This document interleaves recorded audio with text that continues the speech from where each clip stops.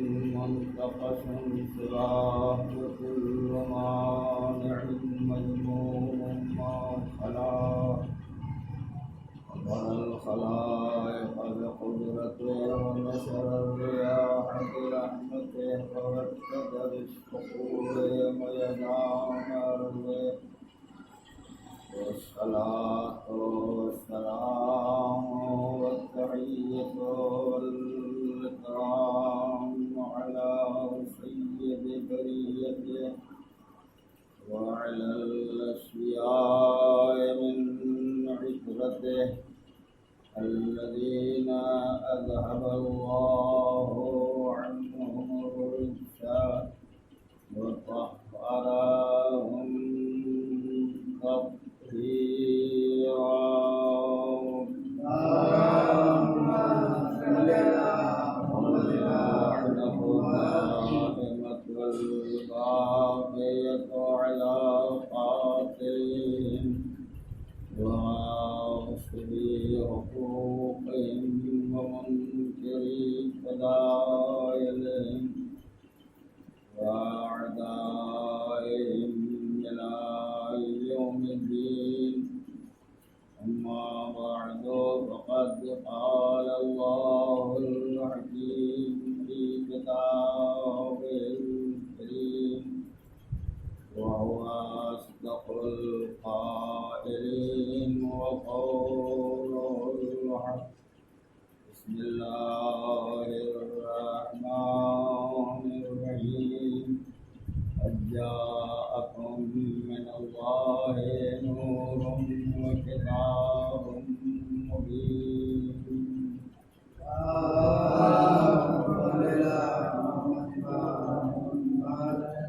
قرآن مجید کے سورہ مائدہ کی یہ آیہ مبارکہ ہے جس کی تلاوت میں نے مسلسل آپ حضرات کے سامنے کی ہے. اس میں پروردگار عالم یہ ارشاد فرماتا ہے قد جاءکم من اللہ نور وکتاب مبین. تمہارے پاس اللہ کی طرف سے نور بھی آیا اور کھلی ہوئی کتاب بھی آئی. مصلحت پروردگار اور حکمت الہی جو بھی رہی ہو، لیکن الفاظ کی ظاہری ترتیب سے اس بات کا اندازہ ہوتا ہے کہ اللہ نے پہلے نور کے بھیجنے کا تذکرہ کیا ہے اور اسی کے بعد فوراً کتاب کے بھیجنے کا تذکرہ آیا ہے. اس کا مطلب یہ ہے کہ اللہ پہلے نور بھیجتا ہے، اس کے بعد کتاب نازل کرتا ہے. نور اگر پہلے نہ آئے تو کتاب کے آنے کا کوئی فائدہ سمجھا نہیں جا سکتا. اللہ نے پہلے نور بھیجا تاکہ اس کے ذریعے سے اس کی واضح اور کھلی ہوئی کتاب کو پڑھا جا سکے، سمجھا جا سکے اور اس پر عمل کرنے کی صلاحیت اور طاقت پیدا کی جا سکے۔ اس لیے تاریخ کے بیانات اور ترتیب ہدایت اور ہادیان دین کے آنے کا سلسلہ بھی کچھ اسی طرح کا ہے کہ پہلے نبی آتا ہے، بعد میں اس کا صحیفہ پر نازل ہوتا ہے۔ پہلے رسول آتا ہے، اس کے بعد اس کی کتاب سے دی جاتی ہے۔ پہلے عادی آتا ہے، عادی کے بعد خدا کی جانب سے اس کا پیغام اس تک پہنچایا جاتا ہے۔ جناب آدم پہلے آئے، صحیفہ اور فرمودات الہی کا مجموعہ انہیں بعد میں عطا کیا گیا۔ جناب نوح پہلے آئے، ان کا صحیفہ انہیں بعد میں خدا کی جانب سے دیا گیا۔ جناب ابراہیم پہلے آئے، اس کے بعد انہیں فرمان الہی کا مجموعہ صحیفے کی صورت میں عطا کیا گیا۔ جناب موسیٰ پہلے آئے، انہیں تورات جیسی کتاب بعد میں عطا کی گئی۔ جناب عیسیٰ پہلے آئے، بعد میں انہیں انجیل دی گئی۔ اسی طرح میرا نبی پہلے آیا اور ظاہری حالات کے اعتبار سے انہیں قرآن وقتاً فوقتاً آیتوں کے سنانے کے حکم کے اعتبار سے عطا کیا گیا۔ ورنہ یہ بات طے ہے کہ اگر کتاب اور صحیفے آ جاتے اور انبیاء اور مرسلین نہ ہوتے تو ان کتابوں کا جو فائدہ اور منفعت حاصل ہونا چاہیے وہ فائدہ حاصل نہیں ہو سکتا تھا۔ آدم اس صحیفے اور اس مجموعے فرمان الہی کو سمجھاتے تھے تب سمجھ میں آتا تھا، نوح بتاتے تھے تب لوگوں کی سمجھ میں بات آتی تھی، ابراہیم نے بتایا تب لوگوں کو پتہ چلا، موسیٰ اور عیسیٰ نے اپنی کتابوں کے بارے میں لوگوں کو باخبر کیا تب لوگوں کو معلوم ہوا۔ اس کا مطلب یہ ہے کہ جب تک نبی نہ ہو، رسول نہ ہو، عادی نہ ہو، اللہ کی جانب کا پیغامبر نہ ہو، اس وقت تک کتاب نہ پڑھی جا سکتی ہے اور نہ اس کے معانی اور مطالب سے واقفیت حاصل کی جا سکتی ہے۔ یہ جتنے انبیاء ہیں، میں نے کل عرض کیا تھا کہ نور اصلی اور واقعی نور خدا ہے۔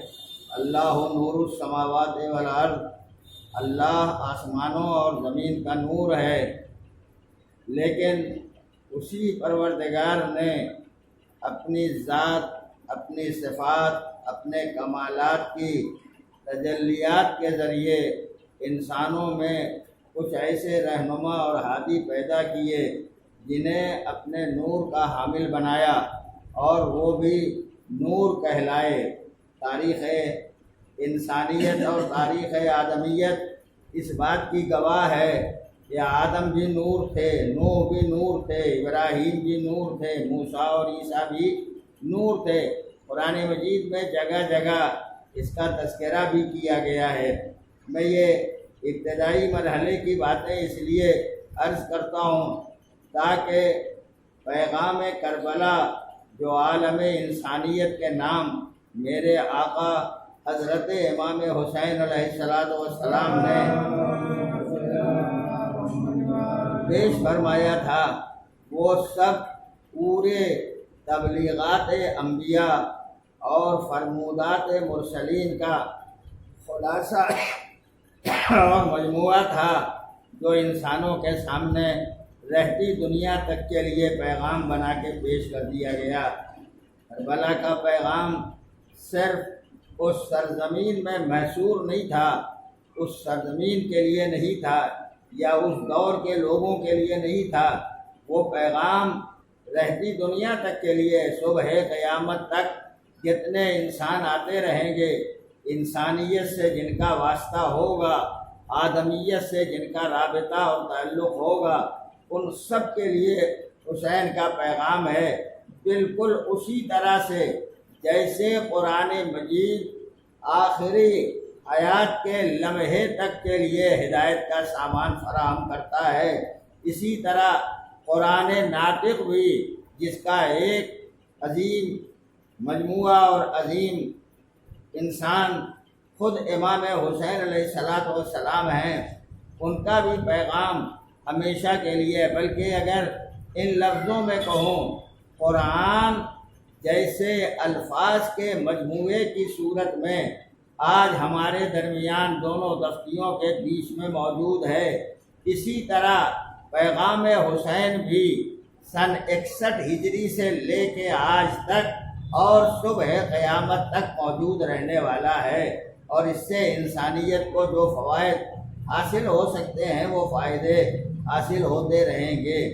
جب انسان ایسے نور کے ساتھ اور ایسی نورانیت کے ساتھ قرآن مجید اور کتاب الہی کو پڑھے گا تو اسے اس کا فائدہ حاصل ہو سکے گا، لیکن اگر نور نہیں ہے اور کتاب صرف اس کے پاس ہے تو اس کا کوئی فائدہ حاصل نہیں ہو سکے گا۔ آپ نے دیکھا ہوگا کتاب آدمی کی ہدایت کے لیے اتنی کافی نہیں ہے جتنا نور ہدایت کے لیے کافی ہے۔ نور کا کام یہ ہے، مثال کے لیے صرف آدمی محسوس کر سکتا ہے، سورج جب نکلتا ہے اس کا نور پھیلتا ہے، روشنی زمین پر پڑتی ہے تو زمین سے بہت سے ذرات ہوتے ہیں جو بلند ہوتے چلے جاتے ہیں۔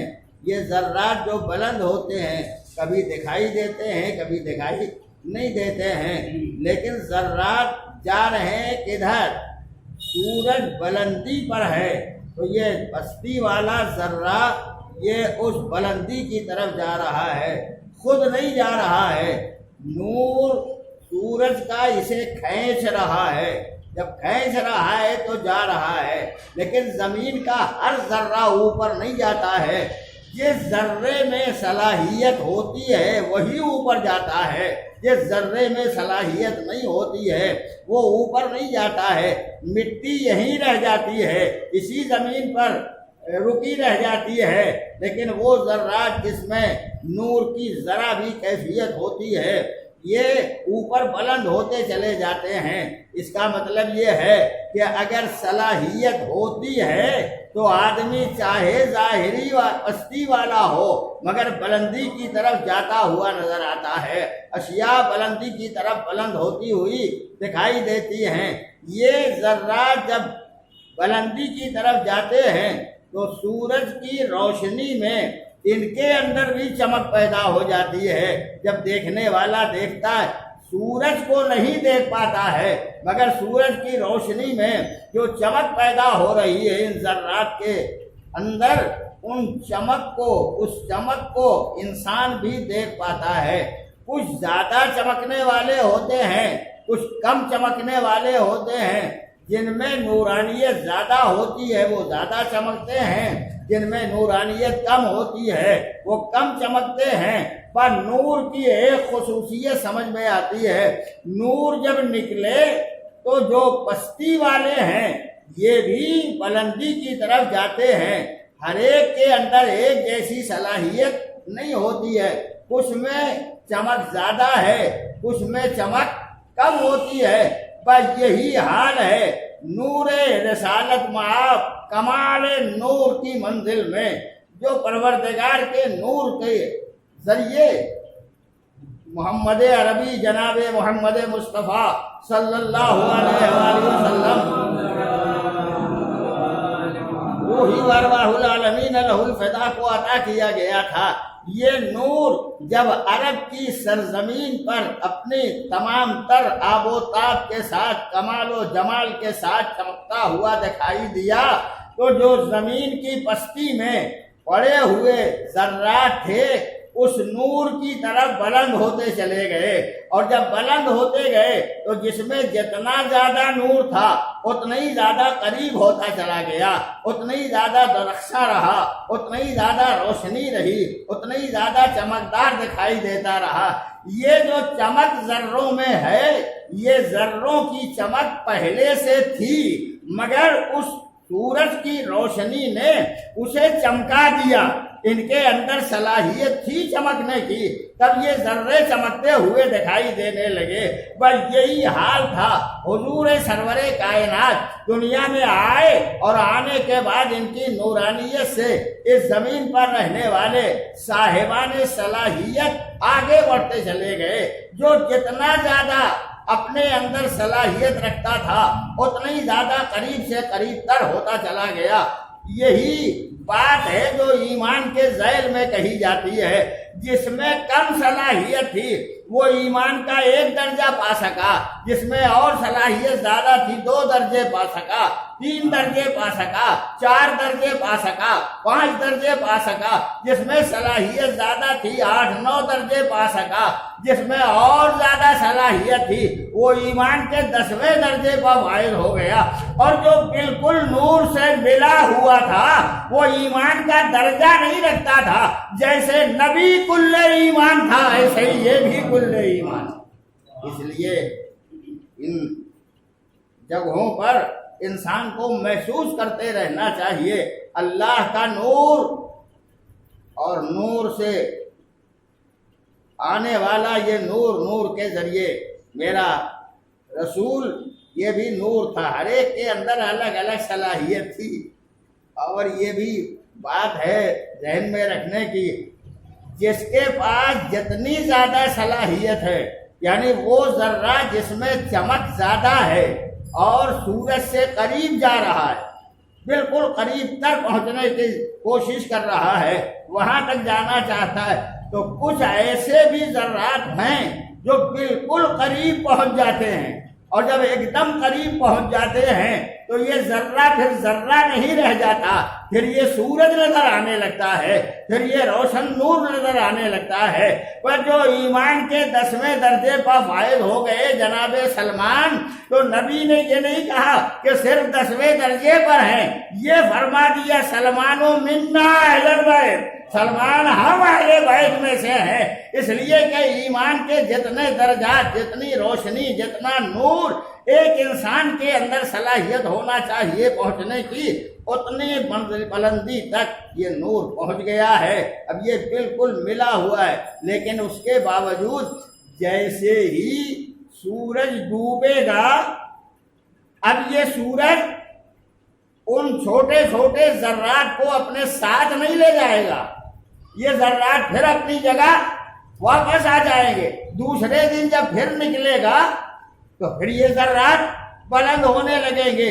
نبی نے جب فرمایا تھا سلمان ہم اہل بیت سے ہیں، تو جب تک نور رسالت معاف چمکتا رہا، روشن رہا، نورانیت پھیلاتا رہا، سلمان جب قریب تھے بالکل تو انہیں جیسے لگ رہے تھے، لیکن جیسے ہی نبی سے ذرا دور ہوئے، اب نبی الگ ہیں، سلمان الگ ہے۔ مثال کے لیے صرف یہ کہہ سکتا ہوں، ایک لوہا ہے جو آگ میں ڈال دیجئے آگ میں، آگ روشن ہے، بھڑک رہی ہے، شعلے بلند ہیں، اس میں لوہا ڈال دیا گیا۔ جب ڈالا تھا تب لوہا تھا، دھیرے دھیرے آگ کا اثر ہوتا چلا گیا، اتنا اثر ہوا کہ آدھے گھنٹے کے بعد جب چاہیے کہ لوہا الگ کر لیجئے اور آگ الگ کر دیجئے تو ممکن نہیں ہے الگ کرنا، جیسی آگ ویسے ہی لوہا، اس لیے کہ دونوں کا رنگ ایک جیسا ہو گیا۔ بس سلمان جب تک بس میں عصمت و نورانیت میں رہے تب تک بالکل ویسے ہی نظر آتے تھے جیسے اہل بیت طاہرین نظر آیا کرتے تھے، لیکن جب ان سے الگ کیا، اب سلمان عام آدمیوں میں سے ہیں، مگر ایمان کے 10ویں درجے پر ہیں، اور پیغمبر میرا اپنی جگہ پر ہے، اس کے مرتبے کا دنیا اندازہ نہیں لگا سکتی ہے۔ یہ اتنی بات میں نے کہی، اب اس کی اور باتیں ہیں جو انشاءاللہ کل اس سے مربوط کرنے کے لیے گزارش کروں گا، مگر یہ سب پیغام کربلا کے ذیل میں ہے، تاکہ انسان پہچانے کہ ہماری انسانیت کا تقاضا کیا ہے. اگر ہم حسین کو مانتے ہیں، اگر ہم پیغام کربلا کو پہچانتے ہیں تو ہمیں کس طرح ماننا چاہیے. اب ایک مسئلہ یہاں اور پیدا ہوتا ہے. بہت سے حضرات یہ کہتے بھی ہیں اور سننے میں بھی آتا ہے کہ اس مسلک کے لوگ بھی امام حسین کو مانتے ہیں، دوسرے مسالک کے لوگ بھی امام کو مانتے ہیں، تیسرے مذاہب کے لوگ بھی امام کو مانتے ہیں. میں ایک ہی بات کہتا ہوں، دیکھیے 3 منزلیں ہیں. ایک ہے علم، دوسرا ہے معرفت، اور تیسرا ہے سر تسلیم خم کر دینا. اگر علم ہے تو ضروری نہیں کہ معرفت ہو. اگر علم اور معرفت دونوں ہے تو ضروری نہیں ہے کہ آدمی سر تسلیم خم کر دے اور مان لے. اس کو دوسرے لفظوں میں کہتا ہوں، جاننا ایک منزل، پہچاننا دوسری منزل، ماننا تیسری منزل. جب تک جانے گا نہیں پہچانے گا نہیں، جب تک پہچانے گا نہیں مانے گا نہیں. بہت سے لوگ جانتے ہیں پہچانتے نہیں، بہت سے پہچانتے ہیں مانتے نہیں، بہت سے ظاہراً مان رہے ہیں مگر نہ جانا ہے نہ پہچانا ہے. ایسے بہت سے لوگ ملیں گے جو کہتے ہیں پڑھی کتابیں ہم نے پڑھی ہیں، ہم نے حسین کو جان لیا، حسین کو معلوم کر لیا، حسین کے صفات اور خصوصیات کو پڑھا، بڑی موٹی موٹی کتابیں پڑھی ہیں اور پڑھ کے ہم نے حسین کے فضائل بھی جان لیے، خصوصیات بھی جان لی، ہم نے کمالات بھی جان لیے. جانا تو ہے آپ نے. آپ سے پوچھتے پہچانا. قرآن مجید ہے، مثال دیتا ہوں، قرآن مجید ہے، دستیوں میں بند ہے، اٹھا کے لائے، کسی سے پوچھئے کیا ہے، کہا قرآن. یہ جان رہا ہے کہ نہیں؟ یہ جان رہا ہے کہ قرآن ہے، اس کو علم ہے قرآن کا، جانتا ہے یہ قرآن ہے. لیکن کسی سے دوبارہ پوچھئے کہ اس میں کیا ہے، کیا ہے اس میں، یہ ہم نہیں بتا سکتے کیا ہے. یہ جانتے ہیں کہ قرآن ہے، احترام کرنا چاہیے، باوضو رہنا چاہیے، جب تک وضو نہ کرے تب تک اس کے حرفوں کو چھونا نہیں چاہیے، یہ سب ہم جانتے ہیں. مگر اور کیا ہے اس کے اندر یہ ہمیں نہیں معلوم. اگر لفظ میرا یاد رہ جائے تو یہ جملہ ہمیشہ ذہن میں رکھیے گا، جنہوں نے کتاب خدا بزم پیغمبر سے لیا تھا انہوں نے کتاب خدا کو جانا تھا مگر کتاب خدا کو پہچانا نہیں تھا. اگر پہچان لیے ہوتے تو یہ مرحلہ ہی نہیں پیدا ہوتا. جانا کتاب قرآن ہے، کیا ہے یہ ہمیں نہیں معلوم. تو جو صرف جان رہا ہے کہ قرآن ہے، نہیں معلوم کہ اس میں کیا ہے، اس سے کیا کہیں کہ تم اس کی باتوں پر عمل کرو یا اس کو پہچاننے کے بعد اس کے آگے اپنا سر جھکا دو. بیچارہ پہچان ہی نہیں رہا ہے تو سر کیا جھکائے گا. اور اس سے آسان مثال، راستے میں چلتا ہوا ایک کیڑا نظر آیا، کیڑے کو دیکھا، 2-4 آدمی چلے جا رہے تھے، کسی سے پوچھئے کیا ہے، کیا کیڑا ہے، اسے پہچانتے اس کا نام کیا ہے، یہ ہمیں نہیں معلوم. پہچانتے ہیں کہ یہ بھی ہمیں نہیں معلوم. نقصان دہ ہے کہ فائدہ مند، یہ بھی ہمیں نہیں معلوم. زہریلا ہے کہ زہر نہیں ہے اس میں، یہ بھی ہمیں نہیں معلوم. کہہ دیا نا کیڑا ہے مگر یہ نہیں معلوم کہ زہریلا ہے یا فائدہ مند ہے یا نقصان دہ، یہ کچھ ہمیں نہیں معلوم. اور جب اسے یہ پتہ نہیں ہوگا، معرفت نہیں ہوگی، جانتا پہچانتا نہیں ہوگا، تو وہ کبھی ایسا بھی ہوگا کہ رونت دے گا. اگر زہریلا ہوا تو نقصان دہ بھی ہو جائے گا، اور اگر زہریلا نہ ہوا تو وہ بیچارہ چلا جائے گا، یہ تو روتا ہوا چلا جائے گا. لیکن اگر پہچانتا ہے کہ واقعی یہ زہریلا ہے تو اب بچے گا کہ نہیں بچے گا، یا تو پیچھے ہٹ جائے گا کہ جب وہ گزر جائے تب آگے بڑھے گا، اور یا پھر اس کو ختم کرنے کی کوشش کرے گا تاکہ اس کے زہر سے دوسرے محفوظ ہیں، پر جاننے میں جان سکتا ہے، پہچاننا ضروری نہیں ہے، پہچان لے اگر تو ماننا ضروری نہیں ہے۔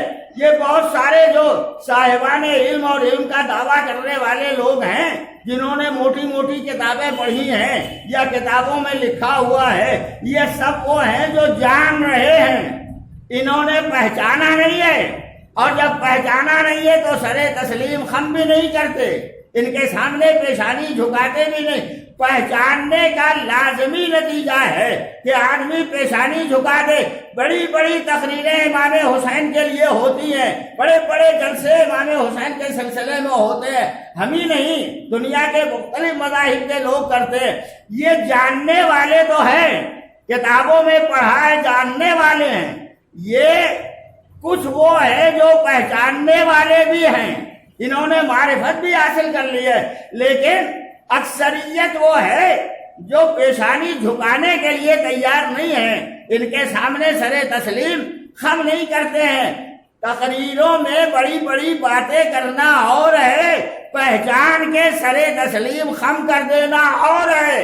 جنہوں نے واقعی پہچانا ہے انہوں نے نواسے رسول کو پشتے پیغمبر پر بھی دیکھا، پہچاننے کے بعد کہہ دیا جیسے نبی ان کے لیے جھکا رہا، اسی طرح امت اسلامیہ کا فریضہ ہے جھکا رہے۔ دنیا نے جنہیں نے پہچانا تھا فضیلت پہ تذکرہ تو کر دیتے ہیں کہ نبی نے خطبہ چھوڑنے کے بعد امام حسین کو گود میں لیا، لے کے ممبر پر تشریف لے گئے، اس کے بعد آیت الہی سناتے رہے۔ نے دو لفظ ذہن میں رکھیے، پہلے بھی خدا کی آیت سنا رہے تھے، جب لے کے رسول نواسے کو ممبر پہ گئے تب بھی خدا کی آیت سناتے رہے، پہلے بھی آیت، بعد میں بھی آیت، درمیان میں امام حسین۔ اگر حسین کو پہچاننا ہے تو آیت قرآنی پہلے پڑھنا، حسین کو تب پہچاننا، آیت قرآنی بعد میں پڑھنا، حسین کو تب پہچاننا۔ حسین پہچانے جاتے ہیں آیات قرآنی کے درمیان میں، اس لیے کہ قرآن ناطق قرآن صامت سے پہچانا جاتا ہے۔ اگر انسان کبھی کوشش کرے اور سمجھنے کی کوشش کرے، جو باتیں سوچ کے آتا وہ ذہن میں رہ جاتی ہے، مگر جو باتیں آ رہی ہیں وہ خود سامنے آتی جاتی ہیں۔ اور موضوع کے ذیل میں یہ گزارش میں کرتا چلا جاتا ہوں، تو نور ہے، بغیر نور کے کتاب پڑھی نہیں جاتی۔ آدم سے لے کے خاتم تک جتنے پیغمبر ہیں سب نور ہیں۔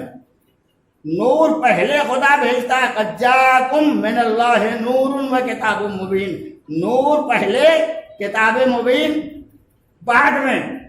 اب ایک بات پوچھتا ہوں، جو خدا اتنا اہتمام کرتا ہے کہ اپنا صحیفہ بغیر نور کے نہیں دیتا، اپنی کتاب بغیر نور کے نہیں بھیجتا، اپنا پیغام بغیر نور کے نہیں بھیجتا، نور پہلے کتاب بعد میں، نور پہلے صحیفہ بعد میں، نور پہلے فرمان بعد میں، نور پہلے آئے گا فرمان بعد میں آئے گا۔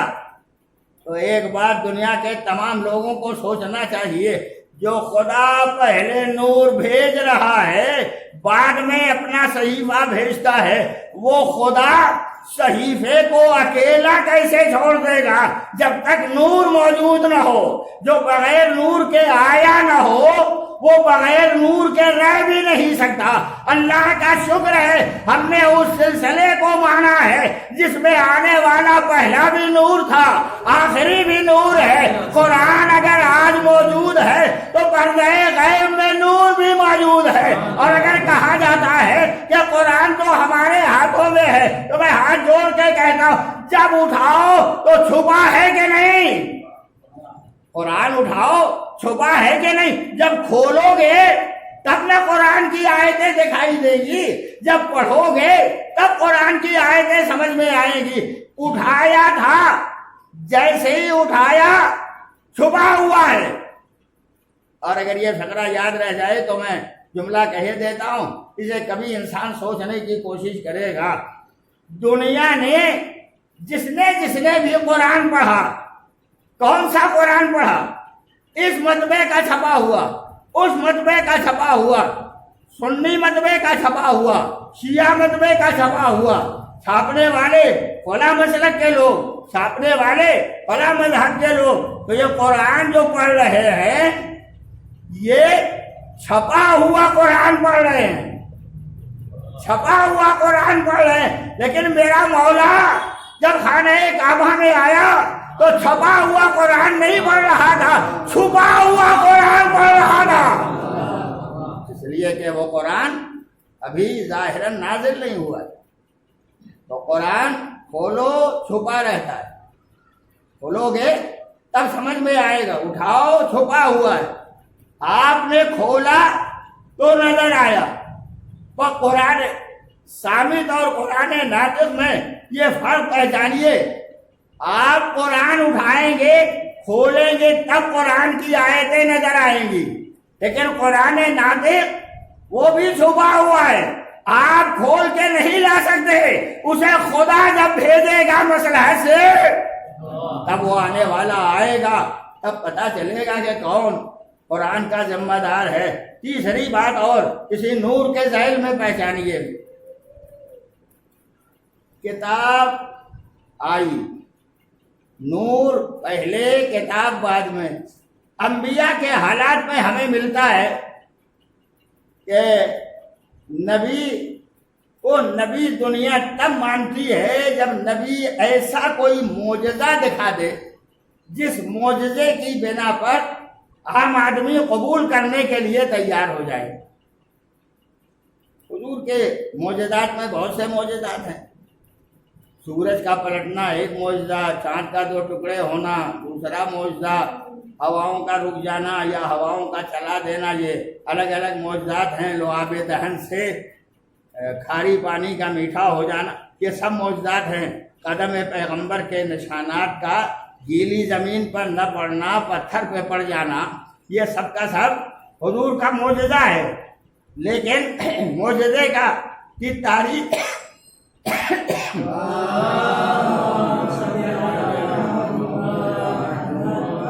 معجزے کی تاریخ یہ ہے کہ معجزہ تبھی تک معجزہ رہتا ہے جب تک صاحب معجزہ ہے، جب تک رسول ہے، جب تک نبی ہے، جب تک ہادی ہے، تب تک وہ معجزہ رہتا ہے۔ لیکن ادھر رسول گیا، معجزہ بھی اس کا ختم ہو گیا، نبی گیا، معجزہ ختم ہوا۔ جناب موسیٰ کا معجزہ، ان کا عصا، اب آج کل عصا معجزہ ہے، موسیٰ نہیں رہے تو عصا معجزہ بھی نہیں۔ جناب عیسیٰ مار دینا تاکہ مردہ زندہ ہو جائے، آج پھونک مارنے سے زندہ ہوگا؟ نہیں۔ جناب ابراہیم کا معجزہ، نمرود کے ذریعے آگ میں ڈالے گئے، آگ گلزار ہو گئی۔ آج کوئی گلزار کرے گا اپنے جانے سے آگ کو؟ نہیں ہو سکتا۔ جتنے انبیاء کے معجزات ہیں، جب تک نبی ہے تب تک معجزہ ہے، اور جب نبی چلا گیا تو اب معجزہ نہیں رہ گیا۔ میں پوری دنیا کے انسانوں سے پوچھتا ہوں، قرآن کل میرے نبی کی رسالت کے لیے معجزہ تھا اور دنیا اسے رسول مان رہی تھی، اس کلام الہی کو دنیا کے سامنے پیش کرنے کے بعد، تو قرآن کل معجزہ تھا؟ آج پوچھتا ہوں دنیا اسلام سے، قرآن معجزہ ہے کہ نہیں؟ کہا نہ کل جواب بنا تھا، نہ آج جواب بنا ہے، اور نہ مستقبل میں اس کا مثل کوئی ہو سکتا ہے۔ تو قرآن دور پیغمبر میں بھی معجزہ، بعد پیغمبر بھی معجزہ، کل بھی معجزہ، آج بھی معجزہ۔ تو تاریخ معجزہ یہ ہے کہ صاحب معجزہ رہے تو معجزہ باقی رہتا ہے۔ قرآن معجزہ کیسے ہے؟ صاحب معجزہ تو چلا گیا اور بقول آپ کے نبی نہیں رہ گئے۔ تو جب نبی نہیں رہ گئے تو قرآن معجزہ رسالت کیسے معجزہ ہے؟ اس کا معجزہ باقی رہنا اور دنیا کے تمام مسلمانوں کا عقیدہ رکھنا کہ قرآن معجزہ ہے، خود اس بات کی دلیل ہے کوئی آج بھی صاحب معجزہ موجود ہے۔ کوئی آج بھی معجزے والا موجود ہے؟ اب مانو یا نہ مانو، پہچانو یا نہ پہچانو، تسلیم کرو یا نہ کرو، یہ تو اپنے اپنے نور کی بات ہے۔ زمین کا ذرہ بیچارہ نیچے رہ جاتا ہے، جس میں نورانیت ہوتی ہے بلند ہو جاتا ہے۔ ایسے ہی جس کا ایمان نورانی ہوگا وہ عقیدہ مہدویت پر باقی رہے گا۔ اس لیے انسان کو کبھی تو فکر کرنا چاہیے، سوچنا چاہیے کہ ہم نے یہ تیسری بات تھی جو میں نے اس سلسلے میں گزارش کی۔ نور کے ذیل میں ساری باتیں ہو رہی تھیں، اور میں نے سوچا تو ایک آیتیں بھی آپ کے خدمت میں ضرور پیش کر دوں تاکہ پہچانے۔ میں نے کل کہا تھا کہ اللہ نور ہے آسمانوں اور زمینوں کا، اس نے اپنے نور سے دوسرے انوار مقدسہ کو پیدا کیا، اور یہ سب کے سب نور ہیں۔ لیکن نبی نے بھی یہ فرمایا تھا، یہ عجب بات ہے، حضور نے ارشاد فرمایا تھا کنت نبیّ وآدم بین الماء والطین، میں نبی تھا جب آدم آب و گل کے درمیان تھے۔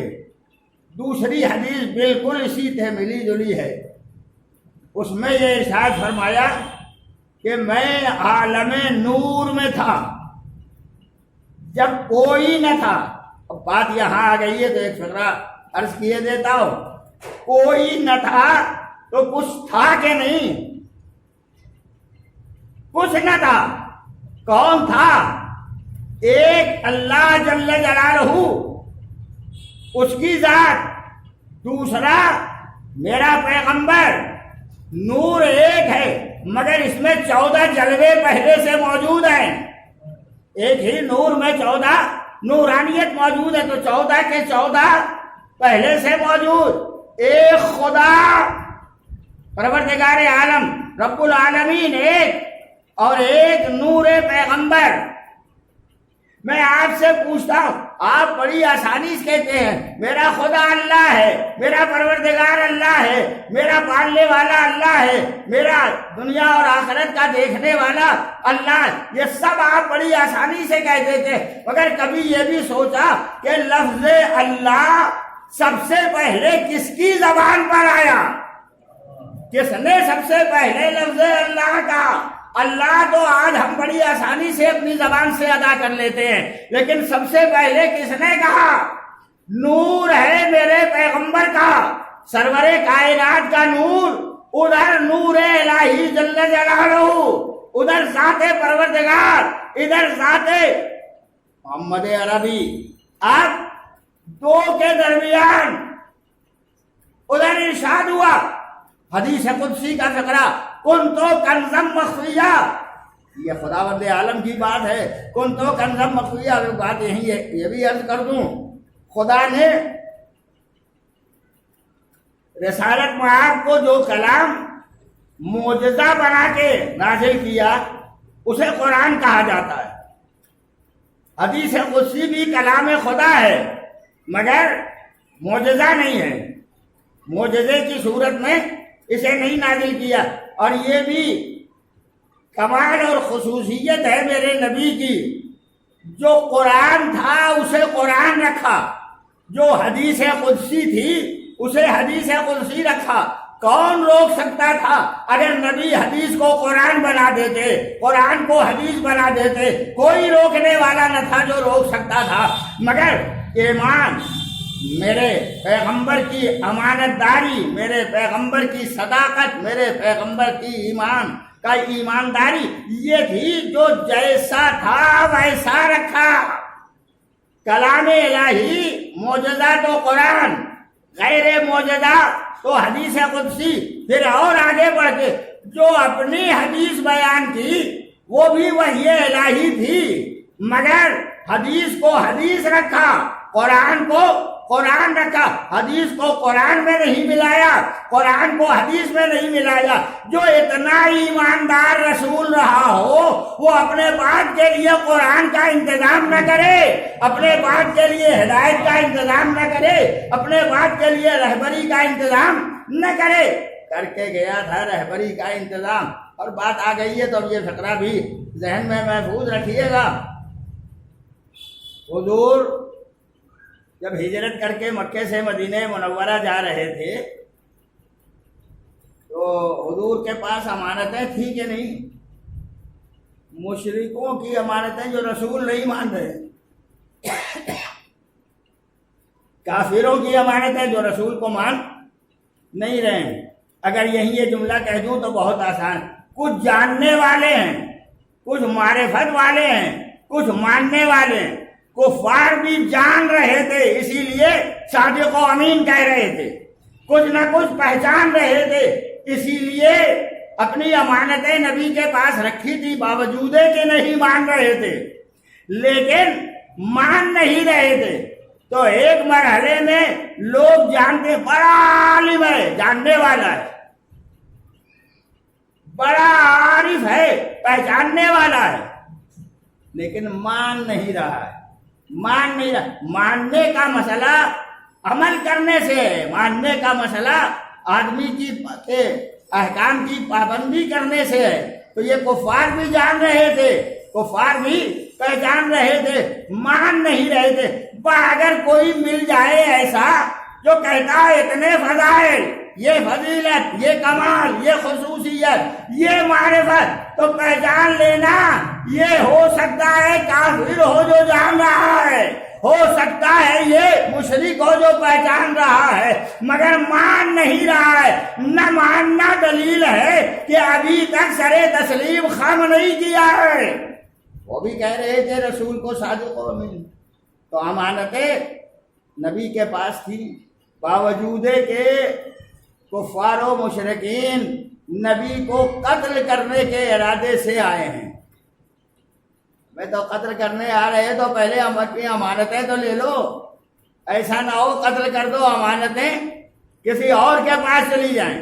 مگر کفار و مشرکین کو اطمینان تھا یہ ایسا صادق ہے، امانت کو بغیر امین کے نہ چھوڑے گا، ایسا سچا ہے کہ امانت کو واپس ضرور کرے گا۔ ہمیں تو تم جا رہے ہو قتل کرنے، اب تو لے لو امانت، اب تو اپنی امانتیں واپس لے لو۔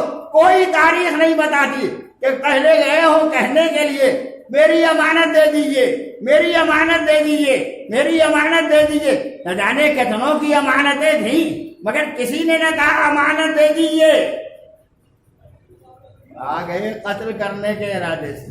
اور نبی کی صداقت اور امانت کا تقاضا تھا کہ نبی نے علی سے کہا، جسے بستر پر سونے کا حکم دیا، اس مولا کائنات سے کہا، یعنی نور نے نور سے کہا، دیکھو مکہ تب تک نہ چھوڑنا جب تک امانتیں نہ دے دینا، امانتیں واپس نہ کر دینا۔ میں نے اب تک کسی تاریخ میں نہیں پڑھا کہ نبی نے تفصیل لکھ کے دی ہو، یہ فلاں مشرک کا اتنا درہم، یہ فلاں کافر کا اتنا درہم، یہ فلاں مشرک کا اتنا دینار، یہ فلاں مشرک کا اتنا دینار، یہ کچھ نہیں، پر اتنا کہہ دیا واپس کر دینا، امانتیں واپس کر دینا مشرکین کی، کفار کی۔ اس کا مطلب یہ ہے کہ جیسے امانت دار امانت کو جانتا تھا، ایسے ہی جس کے حوالے کیا وہ بھی جانتا ہے کس کی امانت کتنی ہے۔ جو علی اتنا دل پیغمبر کے اندر چھپے ہوئے رازوں کا جاننے والا ہوگا، وہ علی اسلام کا رہبر بھی ہوگا، اسلام کا ہادی بھی ہوگا، اسلام کا رہنما بھی ہوگا۔ کہہ کے چلے گئے، اچھا میں دے دوں گا واپس، علی آپ ہی پوچھ لیجئے کس کا کتنا مال ہے۔ نہ علی نے پوچھا نہ نبی نے بتایا۔ صبح ہوئی، کفار نے دیکھا اس طرح پیغمبر پر علی ہیں، تفصیلات چھوڑ دی، صرف اتنی بات۔ علی نے دبا آواز لگائی، کہا بھائی جس کی جو امانت نبی کے پاس رہی ہو وہ آ کے لے لے، آ کے لے لے۔ امانت میں کیا رہا ہوگا؟ درہم نا، دینار، مال، سامان، یہی تو رہا ہوگا، اس کے علاوہ کچھ نہیں رہا ہوگا۔ کہہ دیا آ کے لے لے، چلے آئے، یہ ہماری امانت دے دو، وہ ہماری امانت دے دو۔ امانتیں علی نے واپس کی، کسی نے نہ کہا کہ کم دیا، کسی نے نہ کہا کہ زیادہ مل گیا، کسی نے نہ کہا کہ جتنا رکھا تھا اتنا نہیں ملا، سب لے کے مطمئن ہو کے چلے گئے۔ لے کے جانا بتاتا ہے نبی اگر درہم کا اتنا امین ہے، دینار کا اتنا امین ہے، مال کا اتنا امین ہے، تو وہ نبی اگر درہم و دینار جیسی کفر و شرک کی امانت کو بغیر کسی امین کے چھوڑ کے نہیں جاتا، وہ اللہ کا نبی اللہ کی امانت قرآن کیسے چھوڑ کے جائے گا؟ اللہ کی امانت دین کیسے چھوڑ کے جائے گا؟ اللہ کی امانت پیغام کیسے چھوڑ کے جائے گا؟ علی کو بستر پر لٹایا نہیں ہے، امانت الہی کا ذمہ دار بنایا ہے۔ جیسے تم دنیا کی امانتیں رکھو گے ایسے ہی دین کی امانت بھی تمہارے پاس ہے، اور ہم نے چھوڑا اسی لیے ہے کہ کوئی امین ہونا چاہیے جس کے حوالے یہ کیا جا سکے، جس کو دیا جا سکے۔ اتنی گزارش کی میں نے، وقت بھی ختم ہو گیا۔ آخری فقرے اس سلسلے میں بات سن لیجئے اور ختم و دعا۔ یہ میں نے کچھ آیتیں لکھ کے رکھی تھی تاکہ آیتوں کے پڑھنے میں کہیں سے کوئی غلطی نہ ہونے پائے۔ انشاءاللہ یہ کل کے لیے رکھوں گا، کل عرض کر دوں گا۔ سب نور کا تذکرہ ہے، سورہ مائدہ میں جگہ جگہ نور کا تذکرہ ہے۔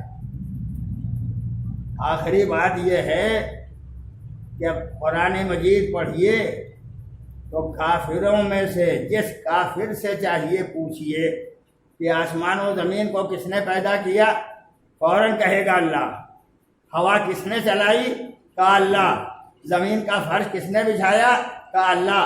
آسمان کا شامیانہ کس نے لگایا؟ کہا اللہ۔ یہ قرآن مجید میں جگہ جگہ اس کا تذکرہ۔ کون کہہ رہا ہے؟ کافر۔ یہ جان رہا ہے، یہ بیچارہ مانتا نہیں ہے، اور اگر پہچانا ہے تو اللہ کے لفظ تک پہچانا، مانا نہیں ہے، مانا نہیں ہے۔ میں پھر آخری منزل میں فقرہ کہتا ہوں، میرے آقا حضرت امام حسین علیہ السلام کے سلسلے میں اسی تین طرح کے لوگ پائے جاتے ہیں۔ کچھ وہ ہیں جو جان رہے ہیں، پہچانا نہیں ہے، کچھ وہ ہیں جنہوں نے جانا اور پہچانا ہے مگر مان نہیں رہے ہیں، اور وہ سچے دل اور بصیرت اور نور والا تھا جس نے مان بھی لیا اور مان کے امام کا ساتھ بھی دیا۔ بس ایک دو تین چار منٹ اور گفتگو تمام۔ مانا بھی اور مان کے ساتھ بھی دیا، اور جو نہیں مان رہے تھے، جانتے پہچانتے تھے مگر مان نہیں رہے تھے، تو حسین نے بالاعلان کہہ دیا تم چلے جاؤ، میرا ساتھ چھوڑ دو، میں تمہیں آزاد کیے دیتا ہوں۔ یزید کو میرے سر کی ضرورت ہے، میں اپنا سر قربان کر دوں گا۔ لیکن کچھ تو چلے گئے، مگر جو واقعی ماننے والے تھے ان میں سے کوئی نہ گیا۔ جیسے آج بھی آپ دیکھ لیں، فرش ادا پر اگر بیٹھے ہوں، ابھی کوئی اگر ایسا ذمہ دار آ جائے جس سے ڈرتے ہوں تو قسم خدا کی نہ مجلس میں بیٹھے رہیں گے اور نہ ذاکر کا بیان سنیں گے اور نہ کہیں سے اپنے اندر استقامت پیدا ہوگی۔ کہا جان بچاؤ، مجلس تو پھر سن لیں گے، تو پورا مجمع چھوڑ کے چلا ہے۔ بڑے عقیدت مند ہیں، جانتے بھی ہیں، پہچانتے بھی ہیں، مگر یہ بھی کہتے ہیں ساتھ ساتھ میرا حسین بڑا طاقتور ہے، بڑا قوتوں والا ہے، بڑی طاقتوں والا ہے۔ ابھی تو بیٹھے رہو آرام سے، اگر تمہارا حسین اتنا طاقتور ہے یہ دنیا کے طاقت والے کیا کر سکیں گے؟ مگر نہیں، جو واقعی معرفت رکھتا ہے، جو مان رہا ہوتا ہے، وہ ڈرتا نہیں ہے۔ اور تاریخ اسلام کی مثال ہے، اتنا بڑا لشکر، اتنا مال، اتنی دولت، اتنا اقتدار سب چھوڑ کے چلا آیا، کہا میں ادھر جاؤں گا۔ ڈر ہے، خوف ہے؟ کوئی خوف نہیں، سامنے لشکر دکھائی دے رہا ہے یزید کا مگر کوئی خوف نہیں۔ اور جو واقعی ماننے والے افراد ہوتے ہیں، نواسہ رسول نے اسے بلا چند لفظ بس۔ حبیب ابن مظاہر تاریخ کی عجیب و غریب اور عظیم حیثیت رکھنے والا، حسین کا صحابی بھی ہے، حسین کا بچپن کا دوست۔ امام نے قاصد کو بھیجا ہے، لکھ کے بھیجا ہے، جس پر ایک جملہ یہ لکھا تھا من حسین غریب الی رجل فقیر حبیب ابن مطلب۔ ایک مسافر ایک غریب کا یہ قاصد ہے، یہ خط ہے کس شخص کے نام؟ اس کے نام جو فقیہ ہے، علم دین کا صحیح جاننے والا ہے، اس کے نام یہ خط ہے۔ قاصد کو دیا، لے کے گیا کربلا سے کوفے تک کا سفر۔ جو لوگ گئے ہیں انہیں اندازہ ہوگا، اور پرانے زمانے کا سفر کچھ اس سے ذرا اور کم ہی تھا، اب زیادہ سڑکوں کے بننے کی بنا پر ہو گیا۔ مگر قاصد جب پہنچا ہے کوفے میں رہنے والے حبیب کے دروازے پر جا کے دخل بات کیا۔ حبیب دسترخوان پر زوجہ کے ساتھ بیٹھے ہوئے تھے، تھکا مادہ ہوا امام کا چاہنے والا، دن بھر کوفے کی گلیوں میں پھرنے والا، ایک دفعہ دیکھا کہ کوئی آنے والا آیا ہے، دروازے پہ دخل بات کیا۔ زوجہ نے بھی آواز سنی، حبیب نے بھی آواز سنی، اور آواز سننے کے بعد تھوڑی دیر توقف کیا۔ زوجہ نے آواز دی، جاتے کیوں نہیں؟ کوئی آیا ہے، دروازہ کھٹکھٹا رہا ہے۔ حبیب خوب جانتے تھے، نور ایمانی نے حبیب کو پہچانوا دیا تھا کہ اس وقت میں آنے والا کون آ سکتا ہے۔ حبیب گئے، دروازہ کھولا، دیکھا قاصد گردن دوڑائے ہوئے، غم و الم کی تصویر بنا ہوا، زمین کی طرف جھکا ہوا دیکھ رہا ہے۔ ایک دفعہ وہ خط نکالا، کہا یہ خط لے لو، میرے آقا نے تمہارے نام خط بھیجا ہے۔ کہا کون آقا؟ کا دنیا میں حسین کے علاوہ کوئی آقا نہیں ہے، فرزند زہرا، اس نے یہ خط دیا ہے، لو یہ خط۔ خط کو لیا، آنکھوں سے لگایا، پیشانی سے لگایا، چوم لیا، چوم کے کھولا۔ جیسے یہ دیکھا کہ حسین نے لکھا ہے من حسین غریب، غریب حسین کا یہ خط الی رجل فقی حبیب، حبیب کے نام جو مرد فقی ہے۔ ایک دفعہ گردن جھکائی، آنکھوں میں آنسو آ گئے، پڑھتے پڑھتے پڑھ لیا، جس میں لکھا تھا حبیب میں کربلا آ گیا ہوں۔ حبیب کو خوب معلوم تھا جب میرا آقا کربلا پہنچ جائے گا تب یہ وہ آخری لمحات ہوں گے جب فرزند رسول کی زندگی اختتام کے مرحلے کو پہنچ جائے گی۔ آ کے بیٹھ گئے دسترخوان پر، جلدی جلدی بات ختم کر دوں۔ دسترخوان پر بیٹھ گئے، زوجہ نے پوچھا کھاتے کیوں نہیں؟ لقمہ ہاتھ میں اٹھاتے نہیں۔ کچھ لمحہ گزرا، پھر ایک دفعہ زوجہ نے کہا کون آیا تھا؟ یہی بتا دو۔ میرے آقا حسین کا قاصد۔ کہا کاہے کے لیے بھیجا تھا؟ میرا آقا کربلا پہنچ گیا۔ زوجہ بھی مومنہ ہے، حبیب کی خوب پہچانتی تھی فرزند رسول، جب کربلا پہنچ جائے تو وہ مصیبت اور آلام کے لمحات ہوں گے۔ کہا تو تم نے کیا کہا؟ کیا کہا؟ اٹھو، جاتے کیوں نہیں فرزند رسول کی نصرت کے لیے؟ کہا مجھے تمہارا خیال ہے، کہا میں کوفے میں اکیلی رہ لوں گی، مگر فرزند زہرا کی نصرت کو جاؤ۔ حبیب نے غلام سے کہا فلاں مقام پہ گھوڑا لے کے چلو، رکے رہنا، میں ابھی آتا ہوں۔ غلام لے کے چلا، رکا رہا، تھوڑا لمحہ گزرا، گھوڑا بار بار اپنے پیر بھی پٹکتا تھا، ہنہناتا بھی تھا۔ غلام گھوڑے سے کہہ رہا تھا، جب حبیب قریب پہنچے تو کہہ رہا تھا اے میرے آقا کے گھوڑے، اگر میرا آقا نہ آیا تو میں تجھ پر سوار ہو کے چلوں گا۔ ہائے بے کل فاطمہ کا لال، آج غلاموں کو تمنا ہے کہ حسین کی نصرت کے لیے جائے۔ حسین حبیب آئے، گھوڑے پر سوار ہوئے، کوفے سے نکلے، کربلا کی جانب چلے۔ ادھر حسین نے پہچان لیا میرا بچپن کا دوست آ رہا ہے، جس کے ساتھ میں نے مدینے میں بڑی زندگی گزاری، وہ آ رہا ہے میرا بچپن کا دوست۔ ایک دفعہ آواز دی، عباس جاؤ، استقبال کو جاؤ، جاؤ میرا حبیب آ رہا ہے۔ ابا بڑھے گرد سوار نمودار ہوئی، دیکھا ایک دفعہ کے حبیب گھوڑے پر سوار چلے آ رہے ہیں۔ حبیب نے آنکھیں کھول کے دیکھا میرا آقا اس طرح میرے استقبال کو آ گیا، آئے کتنا غربت کا وقت ہے میرے آقا حسین پر۔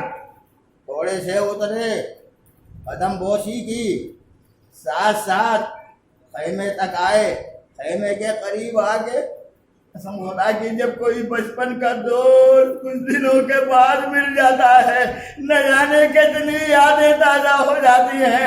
حسین کا بچپن کا دوست حبیب آپس میں باتیں کر رہے تھے کہ ایک دفعہ خیمے میں آواز پہنچ گئی، ادھر سے زینب نے ماں کی کنیز کو آواز دی، جاؤ دیکھو کون آ گیا، اس طرح میرے بھیا سے باتیں کر رہا ہے۔ بیک دفعہ آ کے پلٹ کے آواز دی، شہزادی حبیب آ گئے، بچپن کا دوست آ گیا۔ پر یہ سننا تھا، پکار کے کہا جاؤ حبیب کو زینب کا سلام کہہ دو۔ رضا نے آگے درے خیمہ سے کہا حبیب شہزادی زینب کا سلام لے لو، پر یہ سن کے گردن جھکائی، ہائے بے کسی، ہائے مظلومیت، ہائے مصیبت کی منزل، شہزادیاں غلاموں کو سلام۔